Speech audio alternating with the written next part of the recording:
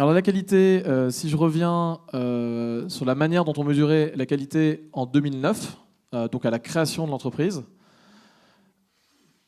j'ai rien, parce qu'on ne mesurait pas la qualité à ce moment-là.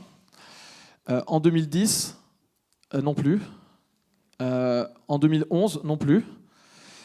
Et à partir de février 2012, on a commencé à mesurer la qualité grâce à un formulaire de satisfaction client. Et c'est un point qui est central dans la boîte. Donc je vais vous le présenter, ce formulaire. Donc voilà, il a cette tête. On utilise ce questionnaire sur chaque projet, chaque semaine. Donc le client est interrogé chaque semaine sur chaque projet. Et on lui pose, basiquement, il y a d'autres questions, et notamment des questions ouvertes, mais c'est les deux principales questions qu'on lui pose. C'est, êtes-vous satisfait de la vitesse d'avancement ? C'est un point qui est clé, car, je ne l'ai pas dit, on travaille au temps passé. Donc si on n'est pas extrêmement productif, le client il veut travailler avec une autre équipe, il veut travailler avec un autre prestataire. Et quelle est votre appréciation sur la qualité de l'accompagnement ? Chaque réponse à ces deux questions donne une note sur 5. On somme les deux notes sur 5, et ça donne une note sur 10. Et là, on a un standard, c'est 8 sur 10. Autrement dit, il y a deux possibilités. Quand le client complète son questionnaire, soit le total est supérieur à 8, et là on est dans le standard, donc on est content. Soit il est inférieur à 8, donc là l'exemple, il y a deux réponses à bonne. Il trouve que l'appréciation de la vitesse, son appréciation de la vitesse de l'équipe, donc de la productivité de l'équipe, elle est bonne, et son appréciation de la qualité de l'accompagnement, elle est bonne.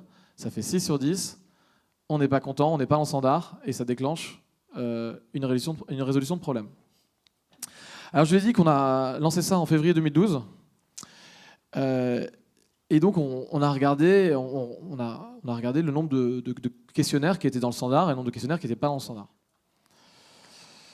Donc en 2012, on avait 52% des formulaires qui étaient hors standard, qui étaient inférieurs à 8, qui étaient moins bien que très bien en termes d'appréciation du client. Et grâce à ces standards, on a progressé. Alors aujourd'hui, on est à 15%. En 2015, on est à 15% de bac rouge, c'est-à-dire 15% de formulaires qui sont en dessous du standard. Alors bien sûr, il faut et on doit encore beaucoup progresser.